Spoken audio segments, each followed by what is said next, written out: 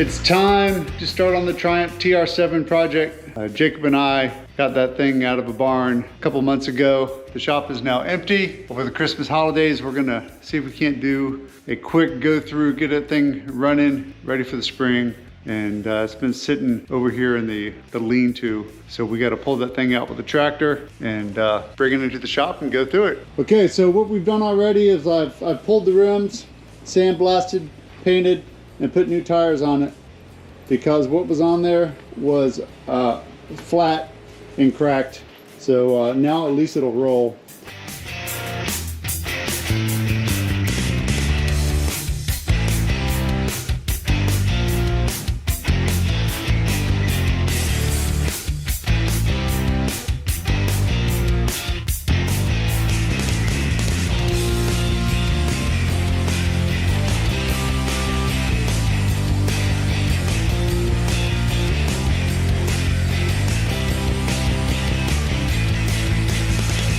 Alright, let's do the first walkthrough inspection of the TR7. I mean, it's not bad. Got some, rust up there, but that's easy. That's just a little surface rust. Nothing rusting even through. I wonder if that's a stock exhaust. Usually you don't see like a collector, like a Y like that. 4 into 2 into 2. Interesting. It's not bad. I don't see horrible. No, there's no horrible rust. People have jacked this thing up wrong. Yeah. It's all jacked up. Yeah.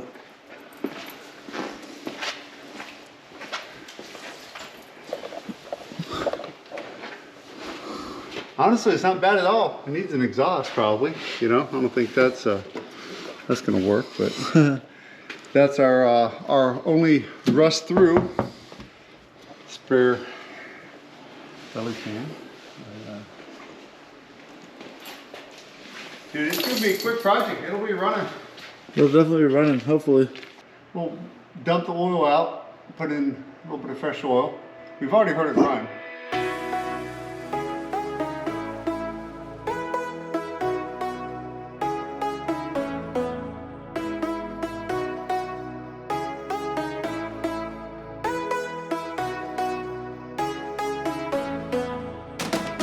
Alright, so Jacob is underneath the car, he's changing oil, and he just pulled out the oil drain plug here. And of course, the rubber gasket was shot on it. And so I dug around, of course, I have some copper gaskets, copper washers. But I'm looking at this drain plug, and as a machinist, I look at stuff as we pull off a car, and I'm like, wait a minute, there's still a nipple left on that thing. That means that lathe cutting tool was off center. And then I look, and I'm like, well, wait a minute here, what are these little burrs left on here from for the machining process? So anyways, I'm gonna be an engine nerd, and I'm gonna go put this in the lathe and clean it up.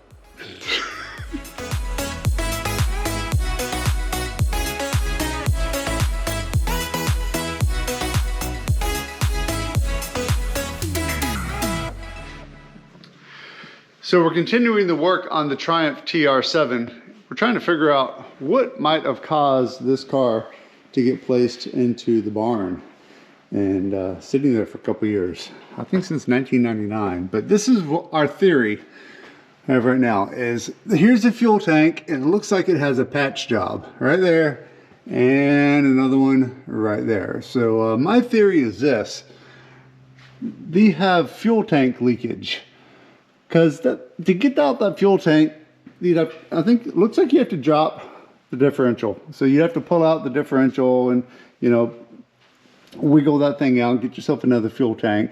Seems like a pretty big job. So maybe that's why it got parked. But this is what we're going to do is Jacob has disconnected the fuel line here, and we're going to hook up a little suction line on here and see if there's anything in here. It sounds empty, right? So we're going to put some gas in here, and if it starts to leak, which it very well might, if it starts to leak, we'll know that needs to be replaced. But while we're here, since we have the fuel line, We're gonna flush the fuel line all the way to the front and make sure there's no crud in there.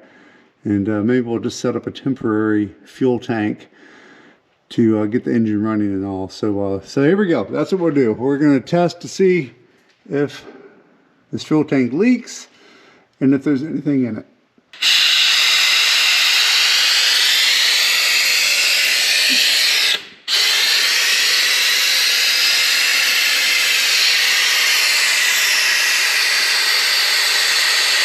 I don't see anything coming out of there. Now we got to go put some fuel in the tank to see if it leaks. Oh, I don't know why I've got such a big jug in here. Jeez. We have gas leakage. Obviously that repair didn't work. So that one's leaking. This side doesn't look like it's leaking, but definitely that other side's leaking. So you can see there's actually 3 holes. You got the big hole right here. You have another hole here, and there's another one right there. You actually can't see. So I pulled off the old patch. I roughed up the whole thing. We're going to go with the 100% gonna last for the rest of the life of the vehicle JB Weld. Actually not, this is just a temporary fix, just to hold gas in the tank until we can get another tank in from England or a used one from someplace else. Leaking fuel tank, problem fixed. Not exactly the most permanent solution, that's a patch job, but it's holding while we work out a more permanent solution of replacing the tanks. Let's move on to the rest of the fuel system. Let me show you what we did. Every fuel line has been replaced. Coming in from the tank, we relocated the electric fuel pump up here, put in an inline filter, runs down to this line, and of course replaced all the lines because every line in here was dry rotted, cracking, and leaking. So right now, our fuel system is operational.